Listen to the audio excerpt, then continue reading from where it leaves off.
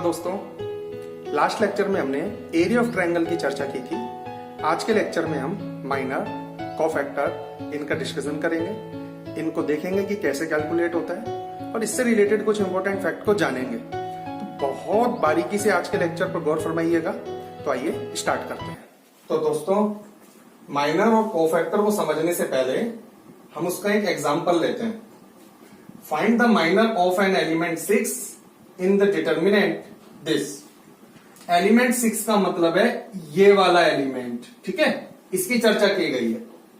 तो माइनर जब भी कैलकुलेट करते हैं किसी पर्टिकुलर एलिमेंट का, तो हमें उस एलिमेंट की प्रेजेंट रो और प्रेजेंट कॉलम को प्रेस कर लेना होता है। ऐसे ना डिलीट कर दीजिए आप अपने मन में।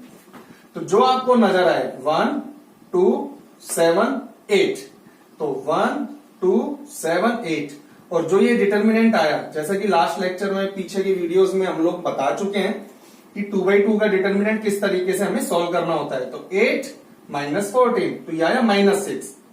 तो basically minor is also a determinant, ये ध्यान रखना, ठीक है। हमेशा ध्यान रखना कि माइनर एलिमेंट्स के होते हैं। जैसे इसमें 9 एलिमेंट्स है, तो हम 9 के 9 एलिमेंट्स के माइनर कैलकुलेट कर सकते हैं। वो तो हमें बोला गया है कि एक एलिमेंट का कैलकुलेट कीजिए। तो माइनर जितने एलिमेंट्स होते हैं उतने माइनर होते हैं। और दूसरी बात, माइनर भी डिटर्मिनेंट्स ही होते हैं, ठीक है। तो आपको कैलकुलेट कैसे करना है वो देखो कि 6 lines in second row and third column, तो इट्स माइनर। माइनर को जो डिनोट करते हैं ना, जैसे एम माइनर, तो नेचुरल है एम से डिनोट करेंगे। और M23 जिस रो में और कॉलम में बैठा है उसकी वो पोजीशन लिखनी होती है, is given by M23। M23 का मतलब 2-3 पोजीशन का माइनर, 2-3 पोजीशन पे जो एलिमेंट है उसका माइनर इज इक्वल टू, तो आपको प्रेस करना है तो 1 2 7 8 और उसको सोल्व करना है -6। तो ये माइनर का एक एग्जाम्पल लिया हमने। अब एग्जाम्पल 2 देखिए। Find the minor of the element A11 A21 in determinant this. A11 का मतलब ये वाला एलिमेंट, A21 का मतलब ये वाला एलिमेंट। वैसे हम सारे के सारे एलिमेंट्स का माइनर कैलकुलेट कर सकते हैं, लेकिन हमें तो 2 एलिमेंट का बोला गया है। तो आपको लिखना कैसे है कि माइनर ऑफ A11 यानी एलिमेंट 1 पोजीशन वाले एलिमेंट का minor M11 is equal to, ठीक है। तो अब इसको ऐसे, इसको प्रेस करो इस कॉलम को, और इस रो को प्रेस करो, ठीक है, ऐसे प्रेस करना है। तो आपको ये 4 एलिमेंट्स नजर आएंगे और डिटर्मिनेंट में लिखना है A22 A23 A32 A33। और जैसे कि हम जानते हैं फिर इसको सोल्व करना है, तो ये आपस में मल्टीप्लाई A22 A33 माइनस ये आपस में मल्टीप्लाई A32 A23, तो ये आंसर आया। और इसी तरीके से माइनर ऑफ A21, ठीक है, माइनर ऑफ A21, तो ये आया M21, है ना। Minor of A21 M21 is equal to, अब देखिए इसका जब आप माइनर कैलकुलेट करोगे ना, तो इसको प्रेस करना है आपको और इसको प्रेस करना है। तो ये देखो A12 A13 A32 A33, तो फाइनल इसको ऐसे मल्टीप्लाई करो A12 A33 minus A32 A13, ये आंसर आया। तो जैसा कि अभी आपने देखा कि माइनर के केस में अगर गिवन डिटर्मिनेंट 3/3 ऑर्डर की है और हमें पर्टिकुलर इस एलिमेंट का माइनर कैलकुलेट करना है, इसका मतलब हो गया हमें M11 कैलकुलेट करना है। तो M11 जो आएगा वो एक डिटर्मिनेंट ही होगी, और फाइनली उसका जो ऑर्डर होगा ना, इस डिटर्मिनेंट के ऑर्डर से एक कम होगा। अगर इसका ऑर्डर 3 है तो इसका ऑर्डर 2 होगा। और सपोज कीजिए कि अगर कोई डिटर्मिनेंट 2 ऑर्डर की है हमारे पास, राइट, तो फिर आप अगर इसका माइनर निकालोगे M11, तो उसका डिटर्मिनेंट 1 ऑर्डर का होगा। ये ध्यान रखना, 1 ऑर्डर कम आएगा। अच्छा, अब एक केस और आता है कि सर अगर कोई डिटर्मिनेंट है ही 1 ऑर्डर की, राइट, फिर उसका माइनर नहीं निकल सकता। कैसे निकलेगा इसका माइनर, कैसे निकालोगे आप, किसको प्रेस करोगे, कौन सी रो और कौन से कॉलम को आप डिलीट करोगे। तो माइनर निकालने के लिए एटलीस्ट डिटर्मिनेंट का ऑर्डर 2 होना चाहिए। तो 2 या ग्रेटर 2, ये ध्यान रखिएगा। तो माइनर की डेफिनेशन पर चलते हैं एग्जांपल को देखने के बाद में कि माइनर ऑफ एन एलिमेंट, ये ध्यान रखिएगा माइनर एलिमेंट के होते हैं और वो एलिमेंट किसका होता है, डिटर्मिनेंट का। तो minor of an element A I J of a determinant is the determinant, अभी बताया ना मैंने कि किसी एलिमेंट का minor is also a determinant. तो ये वाली डिटर्मिनेंट की चर्चा मीन्स इस डिटर्मिनेंट की बात की गई है। Is the determinant obtained by deleting it's, अब जैसे ये आईजे पोजीशन है ना, तो ith रो और jth column, deleting its ith row and jth column in which element aij lies, minor of an element is denoted by mij। ठीक है, ये चीज अभी मैं चर्चा कर चुका था। फिर कुछ पॉइंट्स है, ये देखिए कि minor of an element of a determinant of order n, कि अगर किसी डिटर्मिनेंट का ऑर्डर n है, जाहिर सी बात है वो n या तो 2 के इक्वल होना चाहिए या ग्रेटर देन 2 होना चाहिए। अभी बताया ना मैंने, अगर आपको माइनर कैलकुलेट करना है तो डिटर्मिनेंट का ऑर्डर मिनिमम 2 होना चाहिए, ठीक है, या ग्रेटर देन 2, ठीक है। Is the determinant of order n-1, एक कम हो जाता है। अगर 3 ऑर्डर का डिटर्मिनेंट गिवन है तो जो माइनर आएगा वो डिटर्मिनेंट आएगा एक कम ऑर्डर का, है ना, यानी 3-1। 2 का है तो 2-1, राइट। अच्छा, ये तो थी माइनर की बात। तो बच्चों बस एक स्टेप और आगे कोफैक्टर आते हैं। इसको ऐसे समझो जैसे मान लीजिए एक स्टूडेंट 9th क्लास में है तो वो तो उसको कंसीडर कर लो माइनर, और 10th क्लास में मतलब प्रमोट होती है, एक स्टेप और आगे आते ही तो 9th के बाद आ गया 10th क्लास, और 10th क्लास पूरी डिपेंड है 9th के ऊपर। तो इसी तरीके से कोफैक्टर भी डिपेंड है माइनर के ऊपर। माइनर से एक स्टेप आगे, माइनर से एक स्टेप आगे, जैसे 11th में हम लोगों ने सीखा था रिलेशन फंक्शन, रिलेशन से एक स्टेप आगे फंक्शन होता है, इसी तरीके से माइनर से एक स्टेप आगे कोफैक्टर होता है। तो cofactor of an element A I J, same वही प्रोसेस होता है इसका भी, कि कोफैक्टर भी किसका, एलिमेंट का ही होता है, और वो एलिमेंट किसका, डिटर्मिनेंट का होगा, लेकिन कोफैक्टर को डिनोट करेंगे एआईजे से। हम लोग कई बार देखते हैं हायर क्लासेस में, आप देखोगे सी से भी डिनोट करते हैं, लेकिन एनसीईआरटी ए से कर रही है तो हम भी नोटेशन ए यूज करेंगे। तो cofactor of an element A I J denoted by A I J, capital A I J is, ध्यान रखिएगा कोफैक्टर और माइनर सेम ही होते हैं, बस ये चीज बीच में अटैच हो जाती है। देखो ये है क्या, ध्यान से देखो, ये सिर्फ साइन को जनरेट करता है। ध्यान से देखो, -1 की पावर, ये जो पोजीशन बैठी हुई है इनका प्लस है। अगर ये दोनों जो ये प्लस और आई प्लस है, इनका सम इवन आया तो ये बनेगा प्लस का साइन, अगर इनका सम ऑड आया तो ये बनेगा माइनस का साइन, वो हम आगे एग्जाम्पल में देखेंगे। तो कुल मिलाकर अगर बात करें तो ये इतना इतना जो लिखा गया है ना, बस ये साइन जनरेट करने के लिए लिखा गया और कुछ नहीं है। ये सिर्फ साइन जनरेट करता है, प्लस का माइनस का, माइनस का प्लस का, ये साइन जनरेट करता है। बाकी कोफैक्टर जो है वो माइनर के इक्वल होते हैं, where M I J is the minor of A I J. ठीक है, देखिए अब हम एक्सरसाइज 4.4 क्वेश्चन नंबर 2 का पार्ट फर्स्ट डिस्कस कर रहे हैं। Right minors of elements of this determinant. ठीक है, इसका मतलब इस डिटर्मिनेंट के सारे माइनर हमें कैलकुलेट करने हैं। करते हैं start. Minor of A11, A11 का मतलब 1-1 पोजीशन का जो एलिमेंट है उसका माइनर, जिसे हम डिनोट करेंगे M11 से। तो अब आप देखिए, तो उसके लिए M11 इसको प्रेस करो आप, है ना, M11 के लिए इसको प्रेस करो और इसको प्रेस करो, तो बना 1001, 1001।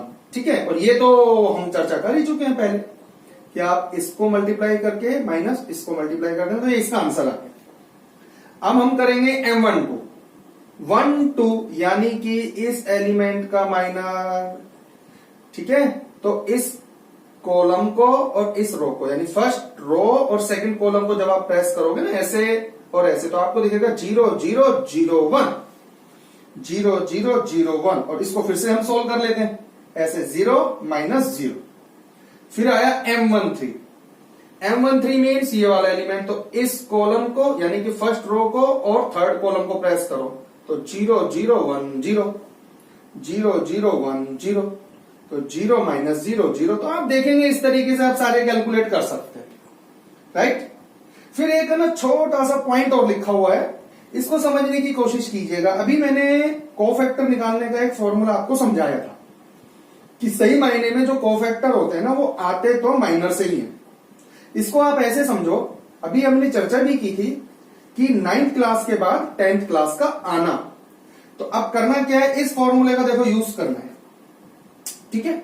9th क्लास का मतलब था माइनर और 10th क्लास का मतलब था कोफैक्टर, और 10th क्लास यानी कि कोफैक्टर पूरी की पूरी 9th क्लास यानी कि माइनर पे डिपेंडेंट है, ठीक है। तो A1 तो कोफैक्टर A11 यानी 1-1 पोजीशन का जो एलिमेंट है, 1-1 पोजीशन का जो एलिमेंट है, ठीक है, 1-1 पोजीशन का जो एलिमेंट है उसका कोफैक्टर तो A11, राइट। तो यहां देखो और यहां देखो, A ये कैपिटल है, I और J की जगह, I की जगह क्या लिखा है आप खुद बताओ, 1 लिखा है ना पहले वाली पोजीशन पे, और J की जगह क्या लिखा है आप खुद बताओ दूसरी वाली पोजीशन पे, 1 लिखा है ना। तो A11 1-1 इज इक्वल टू, तो ये जो I और J है यही तो यहां जाकर के दोनों प्लस हुए, I प्लस J, है ना, ये देखो, राइट। तो -1 की पावर 1 + 1 यानी ये दोनों 1-1 ही तो यहां जाकर के ऐड हुए हैं, और फिर यही I J यहां पे भी है, तो ये देखो M11, तो इज इक्वल टू -1 की पावर E1, -1 की पावर E1, -1 की पावर E1 तो प्लस और M11। तो कहने का मतलब ये है कि यहां जो चीज आप पता करते हो कि ये E1 है, उसका तो यही पता कर लिया करो ना, क्योंकि यही तो यहां जाकर के ऐड होते हैं। जैसे यहां देखो ये 1-2 है, यही पता कर लो 1 + 2 यानी कि ओड है ना, तो ये माइनस बनाएंगे, है ना, और ये तो एज इट इज आता ही आता है। तो सही मायने में जो कोफैक्टर होते हैं ना वो वही होते हैं जो माइनर होते हैं, न्यूमेरिकल वैल्यू तो वही होती है, बस वो प्लस या माइनस का सीन रहता है। उस सिनेरियो में ये चीजें चलती है, -1 की पावर 3 यानी कि -M12, तो ये देखो A12 क्या है, -M12, न्यूमेरिकल वैल्यू वही है, बस साइन चेंज है। A13 यानी कि अगर इनका आप सम करोगे तो यह आएगा E1, A13 M13, सम करोगे तो ऑड तो -M21, सम करोगे तो E1 M22, इसी तरीके से ऑड तो -E1 तो प्लस, ऑड तो माइनस और E1 तो प्लस। आप देखेंगे कि जो कोफैक्टर होते हैं वो माइनर ही होते हैं, तो सही मायने में आपको तो माइनर निकालना सीखना है, माइनर कैलकुलेट करना सीखना है। इधर माइनर आपने कैलकुलेट किया, कोफैक्टर ऑटोमेटिक आ जाएंगे, प्लस और माइनस ही तो लगाना होता है। जैसे आपको A31 चाहिए तो आप पहले लगा लो, दोनों का सम क्या है, दोनों का सम E1 तो plus M31 as it is. तो इस तरीके से हम ये कैलकुलेट कर लेते हैं। अब नेक्स्ट देखिए, find minors and cofactors of the element A11, A12, A13। ध्यान से देखिएगा, R1 के एलिमेंट को कांटेक्ट किया है, कोई इंटेंशन से ही किया है, वैसे तो हम रैंडमली कोई से भी एलिमेंट्स ले सकते हैं, लेकिन फिलहाल हमने R1 के एलिमेंट को कांटेक्ट किया है और डिटर्मिनेंट ये गिवन है। फिर उसके बाद में एंड वेरीफाई दैट कि डेल मीन्स कि इसकी वैल्यू, भाई जैसे इसको सोल्व करोगे ना तो कोई सी भी वैल्यू आएगी, तो डिटर्मिनेंट की वैल्यू इसके इक्वल है। ध्यान से देखिएगा, ये एलिमेंट है और ये इसका कोफैक्टर है, उसी पोजीशन का कोफैक्टर, ये एलिमेंट है, ये इसी पोजीशन का कोफैक्टर, ये एलिमेंट, ये इसी पोजीशन का कोफैक्टर। खैर ये तो बाद की बात है, पहले तो माइनर और कोफैक्टर कैलकुलेट कर लेते हैं। वी हैव M11 माइनर ना भाई, इसका माइनर M11, और फिर इस पोजीशन जो ये 1-1 पोजीशन है इसका, तो इसको प्रेस करो और इसको ऐसे ऐसे डिलीट करके, तो ये बचेगा 0, 4, 5 - 7, तो 0, 4, 5 - 7 सोल्व किया तो -20। और साइड बाय साइड हम ये भी निकालते चलते हैं, A11 और M11 इक्वल आएगा, क्योंकि अभी मैंने बताया ना फॉर्मूले वाइज कि इनका सम E1 है तो प्लस सेम रहेगा, तो ये -20। इसी तरीके से M12, तो ये जो -3 है इसके कॉरस्पॉन्डिंग कॉलम, इसके कॉरस्पॉन्डिंग रो ऐसे प्रेस करो, तो 6, 4, 1 - 7, 6, 4, 1 - 7 सोल्व करोगे -46। अब हमें इस माइनर के अकॉर्डिंग कोफैक्टर कैलकुलेट करना है, माइनस आएगा क्योंकि इनका सम ऑड नंबर आएगा तो -M12, तो -46 कन्वर्ट हो जाएगा +46 में, और इसी तरीके से आप ये वाला कैलकुलेट कर लीजिएगा। तो एक तो ये आ गया हमारा आंसर, इतने इतने पार्ट का तो आंसर आ गया कि माइनर और कोफैक्टर कैलकुलेट करो, ठीक है। ये इतने इतने की बात कर रहा हूं मैं। चलो अब एक काम करते हैं बच्चों, डिटर्मिनेंट ले करके इसका R1 के अकॉर्डिंग ही है ना, R1 के अलोंग ही एक्सपेंशन करते हैं। मैंने बताया ना, ये एलिमेंट्स हमने R1 के अकॉर्डिंग ले रखे हैं, किसी इंटेंशन से लेने। खैर कोई बात नहीं, हम लोग इसका एक्सपेंशन करते हैं R1 के अकॉर्डिंग। सबसे पहले मैंने बताया था इसका जो बाय डिफॉल्ट वाला साइन होता है वो, राइट, पिछले लेक्चर में बता रखा है, जिसका लिंक हमने डिस्क्रिप्शन में डाला हुआ है, आप जाकर के देख सकते हैं। तो इसका साइन प्लस, फिर ये एलिमेंट, हम सिर्फ एक्सपेंशन कर रहे हैं और कुछ मत सोचना। और फिर इसको प्रेस करो और इसको प्रेस करो, तो ये चीज ये आ गई। फिर इसका साइन डिफॉल्ट वाला माइनस, फिर ये एलिमेंट -3। ये साइन कहां से आए, लास्ट लेक्चर में हमने बता रखा है, पिछले लेक्चर्स में हमने बता रखा है। फिर ये -3, फिर इसको प्रेस करो और इसको प्रेस करो, तो 6 1 4 -7। इसी तरीके से +5, इसको प्रेस करो और इसको प्रेस करो, ये। अब आप कहोगे कि सर जो ये प्रेस करवा रहे हो ये तो अभी ऊपर ही हुआ था। बिल्कुल, ध्यान से देखो ये है क्या, ये माइनर ही तो है, ये माइनस ये आ गया, ये वाला एलिमेंट ये, और फिर ये माइनर आ गया, ये प्लस, ये एलिमेंट, और फिर ये माइनर आ गया। यानी आप वापस से लेकर के आता हूं, देखिए कि जब हम इस एलिमेंट का माइनर कैलकुलेट करते हैं, ठीक है, तो अब साइड बाय साइड एक दूसरी बात और करूंगा। और जब डिटर्मिनेंट का R1 के अकॉर्डिंग हम एक्सपेंशन करते हैं, तो उसमें जब R1 के अकॉर्डिंग आप एक्सपेंशन करते हो तो 3 पार्ट होते हैं, 1 2 और ये 3। तो जो अपन प्रेस करने के बाद में डिटर्मिनेंट आता है, राइट, ऐसे प्रेस करने के बाद में इस एलिमेंट के अकॉर्डिंग जो डिटर्मिनेंट आता है वो माइनर ही तो आता है। मैं ये समझाने की कोशिश कर रहा हूं, यानी कि जो आपने ये M11 निकाला था, किसी डिटर्मिनेंट का एक्सपेंशन करते टाइम, R1 के अकॉर्डिंग एक्सपेंशन करते टाइम जो 3 स्टेप चलते हैं, तो इस एलिमेंट के अकॉर्डिंग जो फर्स्ट स्टेप होता है, एक्सपेंशन की मैं बात कर रहा हूं, एक्सपेंशन की, इस एलिमेंट के अकॉर्डिंग जो 3 स्टेप में से फर्स्ट स्टेप होता है, तो एलिमेंट अपने साथ माइनर को एडजस्ट करता है। तो ये जो माइनर थे, अब उल्टा बोल रहा हूं मैं, ये माइनर है, ये वही चीज है जो, फिर से सुन लेना, ये माइनर वही पार्ट है जो एक्सपेंशन के टाइम पर यूज होते हैं। बट अगर ये 1 1 है ना, तो ये एलिमेंट 1 1 के साथ में यूज होगा। अगर ये 1 2 है ना, तो ये एलिमेंट 1 2 के साथ में यूज होगा। और अगर ये 1 3 है तो एलिमेंट 1 3 के साथ में यूज होगा। यहां हम ये भी कह सकते हैं, 4.1 एक्सरसाइज में हमने एक्सपेंशन करना सीखा था, 4.1 में, राइट। तो जो एक्सपेंशन करना मैंने आपको सिखाया था ना, तो उस दौरान बताया नहीं था, लेकिन आज हमने इंट्रोड्यूस करा है कि एक्सपेंशन के टाइम में साथ में ये माइनर बैठते हैं, इन्हें माइनर कहते हैं, बस फर्क इतना सा है, उसकी चर्चा आज की हमने। तो ये माइनर होते हैं।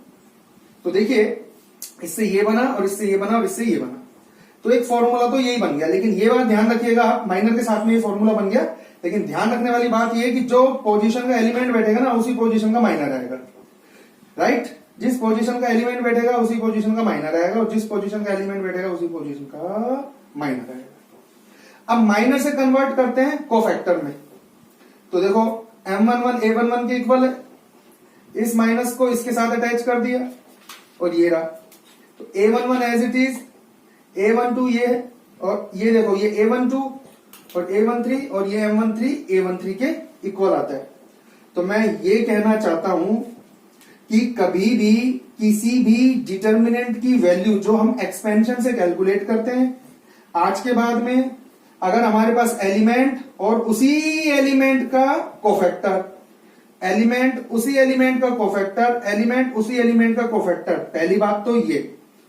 और दूसरी बात, यानी दूसरी कंडीशन, कि वो एलिमेंट किसी एक रो या किसी एक कॉलम से कांटेक्ट करने चाहिए, से रिलेटेड होने चाहिए। ऐसे नहीं कि सर एक एलिमेंट ये ले ले और इसी का कोफैक्टर ले ले, फिर मेरे मन में आ रहा है एक एलिमेंट ये ले ले, इसी का कोफैक्टर ले ले, और कुछ और ले ले, एक एलिमेंट ये ले ले, इसी का ही कोफैक्टर ले ले। नहीं, क्योंकि ये रिजल्ट जो आया वो एक्सपेंशन से आया है, और एक्सपेंशन हम या तो पूरे R1 के अकॉर्डिंग करते हैं, या R2 या R3, यानी किसी एक रो या किसी एक कॉलम के अकॉर्डिंग करते हैं एक्सपेंशन, और ये रिजल्ट एक्सपेंशन से आया है।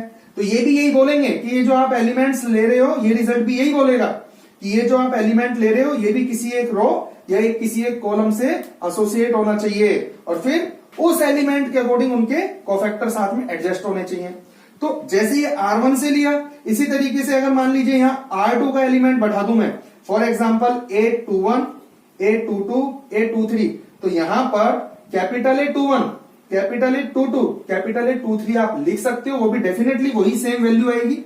तो चाहे कोई कॉलम के एलिमेंट्स आप बैठा लीजिए, जैसे डेल इज इक्वल टू, ये रिजल्ट है, डेल इज इक्वल टू, जैसे अपन बात करें इस कॉलम की बात करें तो small A11, capital A11 plus ये 21 है, स्मॉल A21 तो कैपिटल A21। मेरे को तो ये एलिमेंट सोचने में बस थोड़ा सा प्रेशर फील हो रहा है, बाकी कोफैक्टर लिखने में नहीं हो रहा।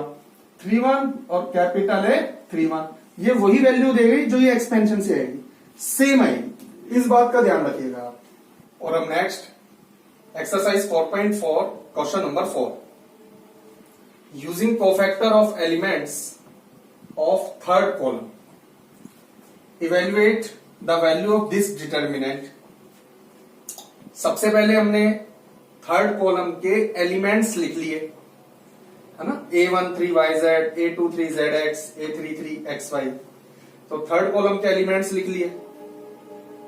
फिर उसके बाद में माइनर कैलकुलेट किए, M13, आपको एक कैलकुलेट करके बता देता हूं, इसके कॉरेस्पॉन्डिंग M13, इसके कॉरेस्पॉन्डिंग M23, इसके कॉरेस्पॉन्डिंग M33, तो M13 मीन्स इसको और इसको प्रेस करोगे तो 11YZ सोल्व करने पे Z माइनस एक्स, और इसके कॉरेस्पॉन्डिंग कोफैक्टर A13, दोनों का सम इवन नंबर, ठीक है, 1 और 3, इनका सम इवन नंबर तो plus as it is Z minus Y. A23 minus लगेगा तो यहां से Z माइनस एक्स को कर दिया X माइनस Z, और A33 फिर वही प्लस M33 यानी Y minus X as it is. तो ये कोफैक्टर आ गए थर्ड कॉलम के। तो डेल इज इक्वल टू जो एलिमेंट उसी के कॉरेस्पॉन्डिंग कोफैक्टर। तीनों के तीनों एलिमेंट्स देख लीजिएगा किसी सेम कॉलम की है ना, किसी पर्टिकुलर एक ही कॉलम की है, सेम, तीनों एलिमेंट सेम कॉलम से बिलोंग करते हैं। और A13 capital A13, A23 capital A23, A33 capital A33, direct value डाली आपने। वैल्यू डालने के बाद में ये आपने अंदर मल्टीप्लाई कर दिया, तो ये बन गया YZ square minus Y square Z plus ZX square minus Z square X plus XY square और माइनस X स्क्वायर Y। मतलब इस स्टेप से इस स्टेप पे पहुंचने में कोई प्रॉब्लम नहीं है, सीधे तौर पर मल्टीप्लाई किया गया, ब्रैकेट को ओपन किया गया, ब्रैकेट सोल्व की गई है। लेकिन अब इस स्टेप से ये स्टेप कैसे सोचा गया, देखिए इन दोनों में जो कॉमन आ रहा है, कॉमन आने के बाद में ब्रैकेट के अंदर सिंगल पावर बैठा है, ठीक है, और वापस हम यहां पहुंच जाएंगे। अब मेरे को ऐसा कुछ करना है कि कॉमन लेने के बाद में अंदर स्क्वायर बने, जैसे ये स्क्वायर बन रहा है, राइट। तो आप खुद सोचो YZ स्क्वायर में मैं ये चाह रहा हूं Z स्क्वायर तो बना रहे, तो इसका मतलब Y कॉमन निकले। अब बाकी की देखो आप, अकेला Y किसमें कॉमन आ रहा है, इसमें भी नहीं आ रहा, इसमें भी नहीं आ रहा, इसमें भी नहीं आ रहा, इसमें भी नहीं आ रहा, इसमें आ रहा है ना। तो मैंने इसको अटैच किया इसके साथ में, तो इसको अटैच किया इसके साथ में, क्लियर। ये वाला स्टेप इसके साथ में अटैच कर दिया, ठीक है। और एक स्टेप आगे का सोचना है कि Y कॉमन आने के बाद में अंदर बनेगा Z square minus x square, तो जनरली Z माइनस एक्स बन सकता है। तो अब आगे के जो बाकी के चार स्टेप, चार ये टर्म बच गए, है ना। आपको ऐसे एडजस्ट करना है कि Z माइनस एक्स अंदर कॉमन बनता चला जाए।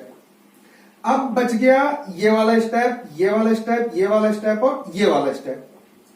तो अंदर बनाना है मेरे को Z माइनस एक्स, तो Y स्क्वायर Z है, Z बनाना है अंदर, इसका मतलब Y स्क्वायर कॉमन निकले, ठीक है। अब Y स्क्वायर किसमें, इसमें भी नहीं है, इसमें भी नहीं है, इसमें है ना।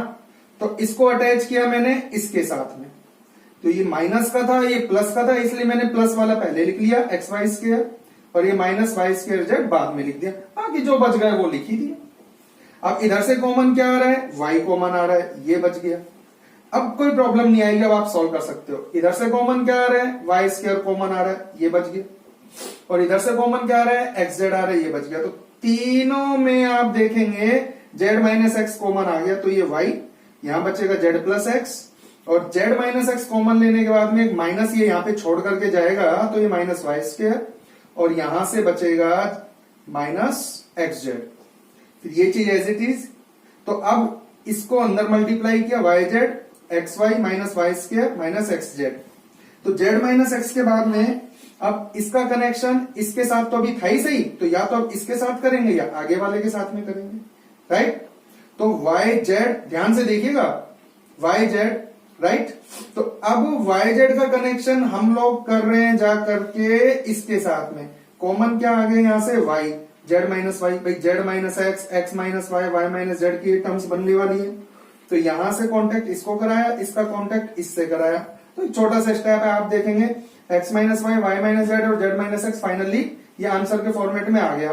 क्वेश्चन ये बनता है कि सर ऐसा करने की जरूरत क्या थी, हमें केवल यही तो पूछा गया है कि ये इसकी वैल्यू निकालो, बिल्कुल कहीं कोई जरूरत नहीं थी। आप इसका ये कैलकुलेशन, इसका एक्सपेंशन कैलकुलेशन आप इसको थोड़ा सा और सॉल्व करके छोड़ सकते थे, लेकिन जनरली ये क्वेश्चन का फॉर्मेट ये नहीं होना चाहिए था, इस क्वेश्चन का फॉर्मेट प्रूव दैट वाला होना चाहिए था। तो सपोज कीजिए कि थोड़ा सा ये मॉडिफाई होकर के आ गया प्रूव दैट, तो उस केस के लिए ये सारी चीजें मैंने आपको समझाई है, तो इसको जरूर अच्छे से देख लीजिएगा। Thank you.